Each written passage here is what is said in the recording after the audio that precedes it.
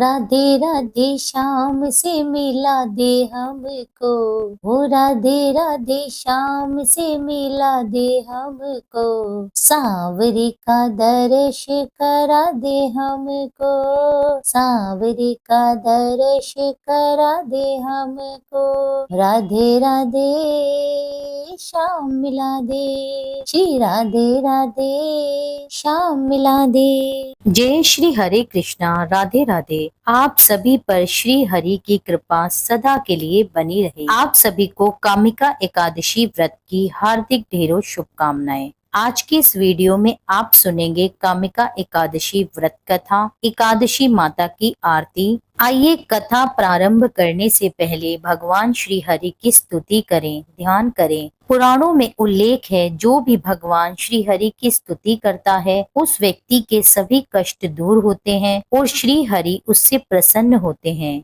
हम भगवान श्री विष्णु का ध्यान करते हैं, जो श्वेत वस्त्र धारण किए हुए हैं, जो सर्वव्यापी हैं, जो चंद्रमा की भांति प्रकाशमान और चमकीले हैं, जिनकी 4 भुजाएं हैं, जिनका मुख सदा करुणा से भरा हुआ है, तेजमय है और जो समस्त बाधाओं से रक्षा करते हैं, जिनकी आकृति अतिशय शांत है, जो शेषनाग की शैया पर शयन किए हुए हैं, जिनकी नाभि में कमल है, जो देवताओं के भी ईश्वर और संपूर्ण जगत के आधार हैं, जो आकाश के सदृश सर्वत्र व्याप्त है, नील मेघ के समान जिनका वर्ण है, जिनके संपूर्ण अंग अतिशय सुंदर हैं, जो योगियों द्वारा ध्यान करके प्राप्त किए जाते हैं, जो संपूर्ण लोकों के स्वामी हैं, जो जन्म मरण भय का नाश करने वाले हैं, ऐसे लक्ष्मीपति कमल नेत्र भगवान श्री विष्णु को मैं प्रणाम करती हूँ। भगवान विष्णु का मंगल हो। जिनके ध्वज में गरुड़ है उनका मंगल में हो, जिनके कमल जैसे नेत्र हैं उनका मंगल में हो, ऐसे प्रभु हरि का मंगल में हो। ब्रह्मा वरुण इंद्र रुद्र दिव्य स्त्रोतों द्वारा जिनकी स्तुति करते हैं, सामदेव के गाने वाले अंग पद क्रम और उपनिषदों के सहित वेदों द्वारा जिनका गान करते हैं, योगी जन ध्यान में स्थित तन्मय हुए मन में जिनका दर्शन करते हैं, देवता और असुर गण जिनके अंत को नहीं जानते, उन देवों के देव को मेरा नमस्कार है। आइए कथा प्रारंभ करते हैं। धर्मराज युधिष्ठिर भगवान श्री कृष्ण से कहने लगे कि हे भगवान, मैं आपको कोटि कोटि प्रणाम करता हूँ। मैंने आपके श्री मुख से आषाढ़ मास के शुक्ल पक्ष में आने वाली देवशयनी एकादशी के महात्म्य को सुना। अब कृपया करके मुझे श्रावण मास के कृष्ण पक्ष में आने वाली एकादशी के बारे में भी बताइए। धर्मराज युधिष्ठिर की ये बात सुनकर मनोहर मुस्कान वाले भगवान श्री कृष्ण कहने लगे, हे धर्मराज, जो प्रश्न अभी अभी तुमने किया है वही प्रश्न लेकर परम शुद्ध भक्त देवर्षि नारद एक बार सृष्टि के रचयिता श्री ब्रह्मा जी के पास गए थे। उस समय उन दोनों के बीच में जो वार्तालाप हुआ उसी को मैं तुम्हें सुनाता हूँ, ध्यान पूर्वक सुनो। ऐसा कहकर भगवान श्री कृष्ण ने कथा कहना आरंभ कर दिया। भगवान श्री कृष्ण कहने लगे, हे धर्मराज, एक समय की बात है जब इस चराचर जगत में भ्रमण करते हुए भगवान श्री हरि के परम भक्त देवर्षि नारद अपने पिता श्री ब्रह्मा जी के पास पहुँचे। आप तो जानते ही हैं कि नारद मुनि सदा विचरण करते रहते हैं। वे एक स्थान पर कभी नहीं ठहरते और उनके मन में सदैव कोई न कोई जिज्ञासा और लोकहित के लिए कोई न कोई प्रश्न अवश्य होता है। हाँ, ये बात भी परम सत्य है कि उनका प्रश्न सदैव मनुष्यों के हित के लिए ही होता है।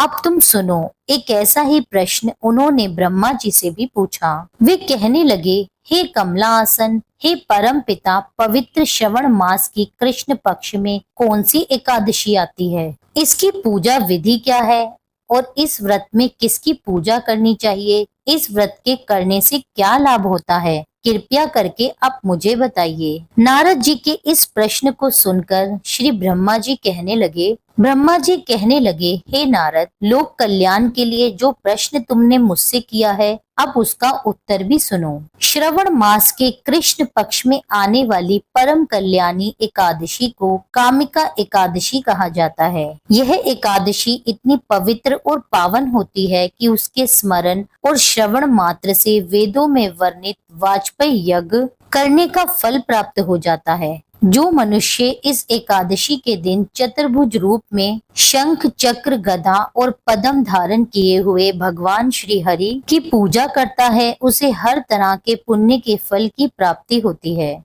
मनुष्य को इस दिन श्री हरि का पूजन करने से जो लाभ प्राप्त होता है, वही लाभ उसे गंगा, नैमिषारण्य और पुष्कर क्षेत्र में भी प्राप्त नहीं हो पाता। जब सिंह राशि बृहस्पति के सहयोग में सोमवार के दिन आने वाली पूर्णिमा के शुभ अवसर पर गोदावरी नदी में स्नान करने से जो पुण्य फल की प्राप्ति होती है, वही पुण्य फल कामिका एकादशी पर भगवान श्री हरि की आराधना करने से मिल जाता है। इतना ही नहीं, हिमालय में केदारनाथ के दर्शन करने से, सूर्य ग्रहण के समय कुरुक्षेत्र में स्नान करके दान करने से, समुद्र और जंगलों सहित संपूर्ण पृथ्वी का दान देने से और गंग की नदी में स्नान करने से जो पुण्य की प्राप्ति होती है, वह सारा पुण्य फल कामिका एकादशी का श्रद्धा और नियम पूर्वक पालन करने से मिल जाता है। जो व्यक्ति इस मंगलमयी एकादशी का पालन करता है, उसकी पूजा स्वयं गंधर्व और नागलोक के वासी करते हैं। ब्रह्मा जी ने इस एकादशी की महिमा का गुणगान करते हुए आगे कहा,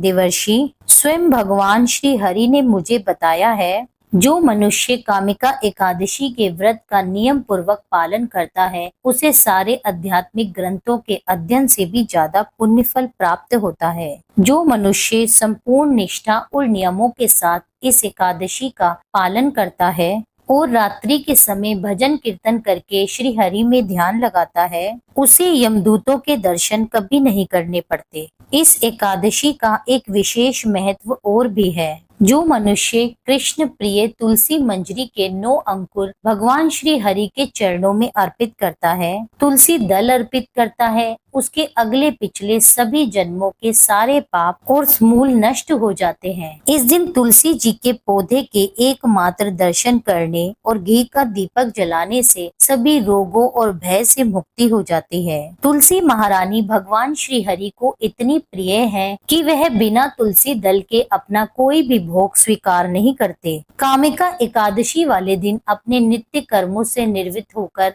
हाथ में थोड़ा सा जल और पुष्प लेकर व्रत का संकल्प लिया जाता है। फिर भगवान श्री हरि को प्रणाम करके उनके सामने घी का दीपक जलाकर उनकी परिक्रमा की जाती है। साथ में अपनी सभी गलतियों और अपराधों के लिए क्षमा याचना की जाती है। इस दिन सुबह शाम के समय घी, तेल या तिल के तेल का दीपक जो जलाता है, उसके पुण्य की गणना तो स्वयं चित्रगुप्त भी नहीं कर पाते। इस प्रकार भगवान श्री कृष्ण ने धर्मराज युधिष्ठिर को ब्रह्मा जी द्वारा देवर्षि नारद को बताई गई कामिका एकादशी की महिमा का वर्णन किया और अंत में उन्होंने कहा कि ब्रह्म हत्या, भ्रूण हत्या और स्त्री हत्या से जो पाप उत्पन्न होता है, उनका नाश भी कामिका एकादशी व्रत का नियम और श्रद्धा पूर्वक पालन करने से ही हो जाता है। अब सुनिए कामिका एकादशी की व्रत कथा। कामिका एकादशी की व्रत कथा के अनुसार किसी गांव में एक पहलवान रहा करता था। उसी गांव में ब्राह्मण भी रहा करते थे।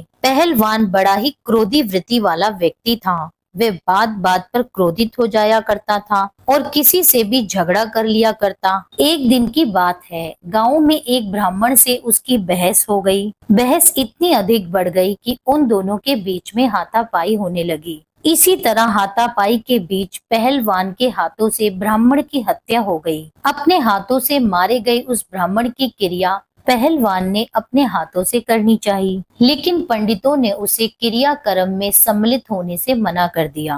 ब्राह्मणों ने कहा, तुम्हारे ऊपर ब्रह्म हत्या का दोष है, पहले प्रायश्चित करके इस पाप से मुक्त हो जाओ, तभी हम तुम्हारे घर पर भोजन करेंगे। तब वह पहलवान पूछने लगा कि हे महाराज, इस पाप से मुक्त होने के क्या उपाय हैं? तब ब्राह्मणों ने उसे बताया, श्रवण मास के कृष्ण पक्ष की एकादशी तिथि पर पूर्ण भक्ति भाव से भगवान श्री हरि का व्रत और पूजन कर, ब्राह्मणों को भोजन कराकर दक्षिणा देकर उनसे आशीर्वाद प्राप्त करने के बाद ही तुम्हें इस पाप से मुक्ति मिल पाएगी।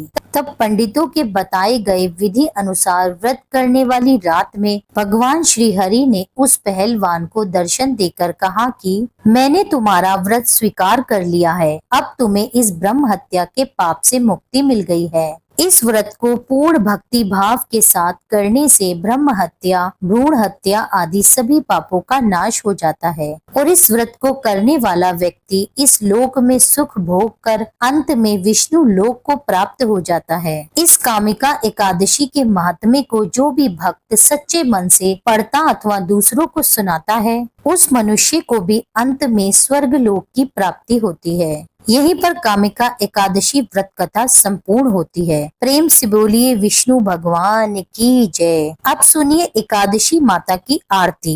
ओम जय एकादशी माता, जय एकादशी माता, विष्णु पूजा व्रत को धारण कर शक्ति मुक्ति पाता।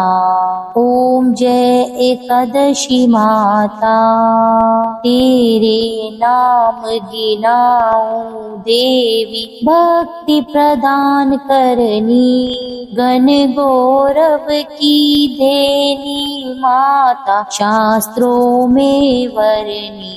ओम जय एकादशी माता, मार्गशीर्ष के कृष्ण पक्ष की उत्पन्ना, विश्व तारिणी जन्मी, शुक्ल पक्ष में हुई मोक्षदा, मोक्षदाता बन आई। ओम जय एकादशी माता, पोष के कृष्ण पक्ष की सफला नामक है, शुक्ल पक्ष में होए पुत्रदा, आनंद अधिक रहे। ओम जय एकादशी माता, नाम शटिलता माघ मास में कृष्ण पक्ष आवे, शुक्ल पक्ष में जया कहावे, विजय सदा पावे। ओम जय एकादशी माता, विद्या फागुन कृष्ण पक्ष में शुक्ला आमल की, पाप मोचनी कृष्ण पक्ष में चैत्र महाबली की। ओम जय एकादशी माता, चैत्र शुक्ल में नाम कामदा, धन देने वाली, नाम वरुथिनी कृष्ण पक्ष में वैशाख महावाली। ओम जय एकादशी माता, शुक्ल पक्ष में होए मोहिनी, अपरा ज्येष्ठ कृष्ण पक्षी, नाम निर्जला सब सुख करनी, शुक्ल पक्ष रखी। ओम जय एकादशी माता, योगिनी नाम आषाढ़ में जानो, कृष्ण पक्ष करनी, देवशयनी नाम कहायो, शुक्ल पक्ष धरनी। ओम जय एकादशी माता, कामिका श्रावण मास में आवे, कृष्ण पक्ष कहिए, श्रावण शुक्ला होए पवित्र, आनंद से रहिए। ओम जय एकादशी माता, अजाभाद प्रद कृष्ण पक्ष की परिवर्तनी शुक्ला, इंदिरा आश्विन कृष्ण पक्ष में व्रत से भव सागर निकला। ओम जय जय एकादशी माता, पंपकुशा है शुक्ल पक्ष में आप हरन हारी, रमा मास कार्तिक में आवे, सुखदायक भारी। ओम जय जय एकादशी माता, देवोत्थानी शुक्ल पक्ष की दुख नाशक मैया, पावन मास में करु विन विनती पार करो नैया।